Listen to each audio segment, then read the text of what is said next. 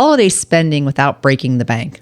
A bit of a fun topic, and we're going to talk about some of the stats that are out there. Some surprised me, some didn't, and we're also going to talk about Welcome to the Live Greater View, a financial planning podcast produced by VLP Financial Advisors that discusses life, money, and perspective. We help clients live their best life at every stage through our VLP Live Greater partnership process. Thank you for tuning in. Welcome back. My name is Rose Price. I'm a certified financial planner and one of the partners here at VLP. And Chris Mullen, I'm a CFP and CFA, also one of the partners and advisor here at VLP. So topic, it's very timely coming up. We got the holiday season upon us. So we're going to talk about holiday spending without breaking the bank. A bit of a fun topic, and we're going to talk about some of the stats that are out there. Some surprised me, some didn't. And we're also going to talk about our spend and how we think about savings rates, and obviously weave in this topic because I think the behavioral aspect, that's where we can really add the value from what we've seen from our experiences. So diving into some of the statistics, these we pulled from bankrate.com. Yep. Would love to just get your initial reaction. Are you surprised, not surprised? The first one, 49% of respondents plan to begin making purchases before October 31st. Yeah, I think it's just getting quick, sooner and sooner, right? I think just coming up in the next couple of days, we're having another Amazon Prime Day. So even the retailers are trying to spread out the spending and also inventory by things just moving up. So it does surprise me, but it doesn't. You always have those family members who are done by October. Right. I'm not one of them. But, I think what's interesting is also this year alone is the fact with the tariffs and inflation that some people are starting to think ahead and say, well, maybe I need to get these goods now as opposed to waiting. Right. And I think that, like you said, the first thing that popped in my mind was, hey, you have the planners, then you have everybody at the last minute. So 49%, that seems about right to me. And also the fact that a lot of these apps are now so good at suggesting things that you should consider that are similar, complement. AI is obviously taken, retail by storm. So that makes that a lot easier, and that makes sense. The second one, 41% of respondents are concerned about rising prices this holiday season. Yeah, I think this is the big one this year specifically with where inflation and the tariffs. There's so many unknowns. What we hear with clients is, how's this going to affect costs? Our groceries are going up, and we'll talk a little about that later. But that's the big thing. We're seeing things are more expensive. There's concern that there's not going to be enough inventory, again, with tariffs and those types of things. So it doesn't surprise me. I actually thought that one might be a little bit higher, but I think it's in line kind of what we're hearing from clients. Yeah, I did too. A 41%, I thought it was probably going to be north of 50. So I was in the same group, thought it was going to be higher. The next one, 54% of respondents said they made an unplanned or impulse purchase during the holidays. Well, if you wait till the last minute, and if you're like me and you're out shopping and you're walking by the end cap that they just so nicely put out there, right? And that's all about marketing. And you're like, oh, I need this or I need that. So yeah, I think that happens a lot. Yeah. But if you, again, talking about, we'll kind of dive in later, if you have the budget, you have room to have those scenarios pop up. And, each holiday season, there's always some in or hot item, right? So you just never know what's going to be, the storm piece that year. Right. And every year, inevitably, I'm in that last minute bucket where it's like, hey, I'm going to plan. And then, you're walking around the mall on, a couple days before Christmas. Right. And it's funny because you look around and you're like, everybody is similar to me, just trying to figure this out at the last minute. Everybody's at Tyson's just walking around. Yeah, exactly. Looking at everything and just picking up what you see. The last one, only 24% indicated they will budget for the holiday season. Yeah, I think this one I thought was surprising and not surprising. I think this is kind of like a last minute. It's the end of the year. Everyone thinks, they start out after the holiday season. We hear this all the time. This included me in this group going, I'm going to have a budget. I'm going to plan ahead. And then life just gets busy. And then we're wandering around the mall again, looking for gifts at the end of December. But I do think it's really interesting that a lot of people don't set that money aside. And then this leads to that impulse purchasing. So we'll talk a little bit about our philosophy of how you can kind of think about that and maybe plan for it. Yeah, I thought the same. I thought this number would be higher, or at least mentally, hey, I'm starting to go a little bit overboard. So maybe that wasn't captured, but I did think it was going to be higher than 24%. So those, we pulled and thought they were interesting. So let's talk about some of the logistics around why things are so expensive during the holidays. Some of these are obvious, some not, but we thought it'd be good to spend a couple of minutes on that. Yeah. So one of the first, I think, is, cost of groceries. We talked about this. I was just having this conversation with a client the other day where they found a receipt of stuff they bought, 2 or 3 years ago. It was inside of their, the reusable grocery bags. Mm-hmm. And they looked at the same and said, well, I wonder if I bought the same things. And it was almost 3 times. I mean, that just goes to show how much food inflation and groceries coming up. And if you're hosting, this is a number, right? A lot of times, my family, we do like potluck, someone brings stuff and those types of things. But, in my family, we got a large Italian family. So there could be 30 people at that dinner. And that's a lot of groceries and planning and cooking and such. So I think that's one thing as you're talking, we talked about it, is inflation is really affecting those pieces. And hosting in your house, I mean, that's another one. And Chris, why don't you cover some of the other costs? Yeah, the next one that jumps off the page is transportation. Yeah. Anything from flights to, we're in the DC area, trains, the cost of gas, it's obviously all adds up. And then when you think about traveling with younger children, and you add that on, that tends to add up a lot. That's just one of those things where obviously you book it as early as possible. You consider insurance if it makes sense, but for as much as everybody complains about the airlines, every flight that I've been on recently has been packed, and people still, are paying what they need to get to where they have to go. Yeah, and I think the last one really is the cost of gifts, right? Again, we talked a bit about it. It doesn't help if you wait till the end and you haven't, you're walking around the mall. You have to get what you got to get because there's just limited things at that point. But certainly, we're seeing some price increases with the tariffs and imported goods. Yeah, and that's something that is going to, fall to the bottom line. I think that a lot of the inventory has been front-loaded this year, and those prices haven't been passed on yet. So we'll see how that shakes out after the holidays. But, that's something that's definitely going to see a pickup in prices. So I think that now that we've covered just a general, backdrop of our conversation for today, it would be good to take a step back and talk about how we think about savings rates, not in particular to the holidays or anything like that, but just in our planning conversations throughout the year. Yeah, and I think we have a kind of a different point of view right here. Starting if you're building your financial plan and you're really thinking about what are your big goals, your short-term goals, and certainly your long-term goals with retirement, where do you want to be, those types of things. We kind of do a different approach, right? We kind of turn on its head and say, let's talk about what you need to save to meet the goals, right? And if that's, let's say it's 10%, 15, whatever those amounts are comparative to your income and the lifestyle that you want to maintain.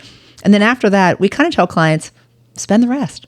You have to find a balance. So if your goal is you have to save $100,000 a year between your 401ks, you and your spouse, your joint investment account, maybe the 529s, whatever that picture looks like for your scenario.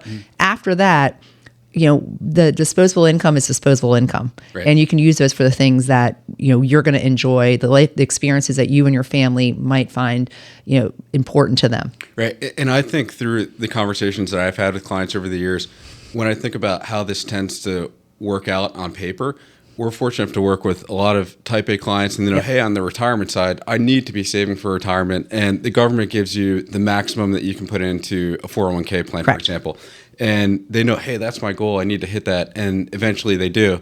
And then we shift over to talking about savings rates for these non-retirement accounts. Correct. There is no benchmark. There is no provided goal unless you do the planning. Right. And that area tends to be a lot more gray. And I think that once you do the planning, you say, hey, if you want to retire at this age, if you want to spend this, you need to be saving X, and you draw that line in the sand, and then you just see a light bulb go off, and it's just so much more freeing now that they actually know what they need to do. I just had this conversation with a client on Thursday, and she said, I was talking to friends, and they're talking about their savings goal. She was like, I don't have a savings goal. I'm like, oh my God, yes you do. Like I pulled up her plan. I go, remember this? We went through. She goes, oh, I forgot. I'm like, no, you're doing it. We got a plan. That's why we do these follow-up pieces.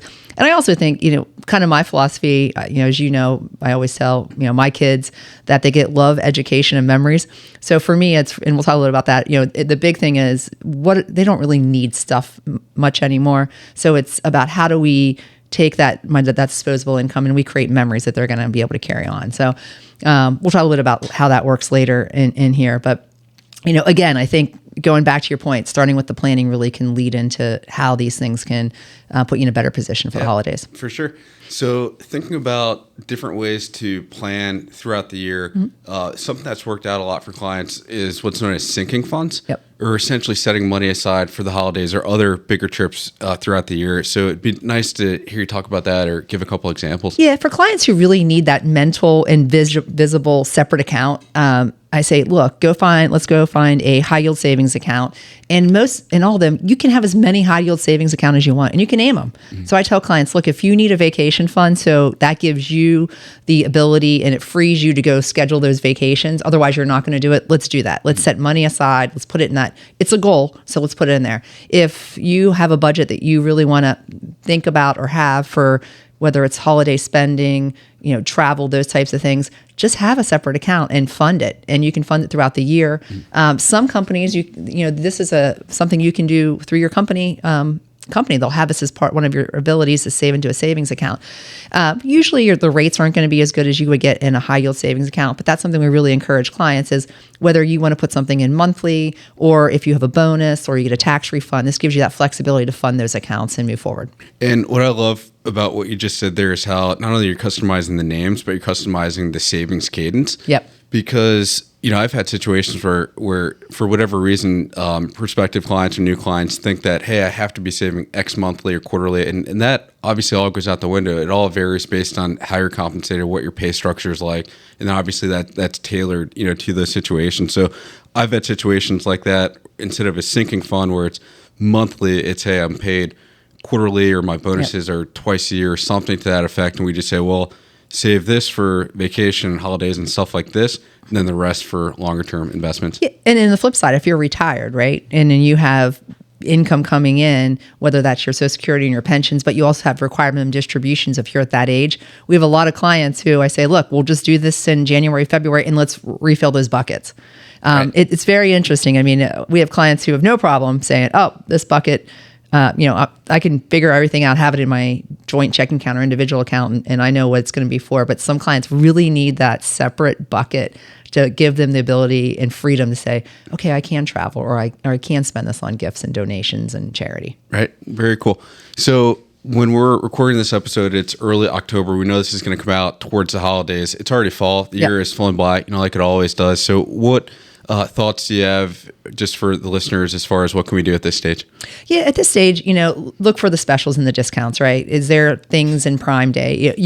You can be like my kids, put everything in the Prime, put it in the Prime cart. And when things come up and get those sales, they like those. So, they accidentally hope that I will buy them when I'm in there buying something. But again, take advantage of like the sell days, the discounts. If there's a particular item, there's all kinds of tools. Like if you have Capital One, you can shop there and it'll tell you where to find the best prices. They'll give you codes and discounts. That's one tool that you can utilize. Again, with the internet and AI, you can ask them, hey, nowadays it does all the legwork for you. Yeah. And then one thing let's talk about, Chris, is thinking about things that are gently used or secondhand. Yeah, Facebook Marketplace has continued to grow. So that's obviously something to keep in mind. There's other sites out there also. I know for my generation, they're into like shoes and like sports memorabilia things. Yeah. There's other sites where there's like gently used stuff on there where you can get it for a much better price. And we're talking about stuff that's been worn once or twice. Yeah. And then this was really the last one is really kind of out of my playbook is consider experiences over gifts. Yeah. Last year I had a big birthday this year. I'm not going to say how big, but it was big. And the gift I gave to the kids was we were going to Europe for 2 weeks. So that I said, look, this is that's going to happen. You're going to be in a very nice plane flying to Europe, and we're going to spend 2 weeks over there. But there's other ways. That's a big gift. It's, not everybody's going to do that. That's like a once every 10 years kind of gift. But there's things like giving experiences. That's a big thing for me. I like to give concert tickets. If there's museums or a certain scenario that they really enjoy, find something that they like to do and really give them that gift of an experience that they might not give for themselves. Yeah, for sure. So all the stuff that you mentioned, one that's come up a lot recently is this private chef sort of gift. That's been enjoyed by at least 2 or 3 clients that I work with, where it's just something different. It's more intimate with your family, friends, and just something that's out of the ordinary. So that's just a thought for an experience as a gift. Yeah, and And cooking classes. Cooking classes. Maybe Yep. you have a relative who needs to learn how to cook better, but There you go. Buy him a class. Buy him a Get class. some tips. So cool. Yeah. But I think those are some of the ways that you can really kind of set a different precedence and have some flexibility to really do something different and save aside a budget. Great. Anything else to add? No, I think that, this year will be an interesting year, kind of see where, prices are going to shake out and those types of things. And hopefully, inventories won't be as constrained because that can also lead to higher prices. But, start earlier, look for opportunities to discount. I think this is a year where you really could leverage AI to do some of the searching for you and finding some good opportunities out there and inside your budget. Very cool. Well, this was a fun episode. We know that we're going to get some good feedback for this. As always, we thank our listeners for tuning in. Our YouTube is humming along. Now we have over 1,000 subscribers, Yeah. so that's been great. A lot of our episodes, as you're likely aware, come from feedback that we hear either directly for clients or a theme that we have come up often during client meetings. So we just ask if you enjoyed this, there's something that you'd like to see us discuss, please share that with us. And as always, please feel free to pass this along to your family and friends. Yeah, and if you have a specific question or topic you'd like us to cover, please email us at info@vlpfa.com, and we'll be happy to talk to you about it. And also, just new, follow us on Instagram. Very cool. Yeah, so we're now live on Instagram. That's great. Yeah. So excited to... link in the description. Okay, great. So Melissa just let us know that we'll have the link in the description. So check that out. Yeah. Thank you. Thank you. Thank you for listening to this episode of the Live Great Review. If you like what you heard, please subscribe to our podcast on iTunes or Spotify and recommend our podcast to family and friends. To learn more about VLP Financial Advisors, please check out our website at vlpfa.com. Thanks again. And now for our necessary disclosures. Securities and advisor services offered through Cetera Advisor Networks, LLC, member FINRA SIPC, a broker-dealer and registered investment advisor. All investing involves risk, including the possible loss of principal. There is no assurance that any investment strategy will be successful. The views stated in this podcast are not necessarily the opinion of Cetera Advisor Networks, LLC, and should not be construed directly or indirectly as an offer to buy or sell any securities mentioned. Due to the volatility with the markets mentioned, opinions are subject to change without notice. Information is based on sources believed to be reliable. However, their accuracy or completeness cannot be guaranteed. Past performance does not guarantee future results.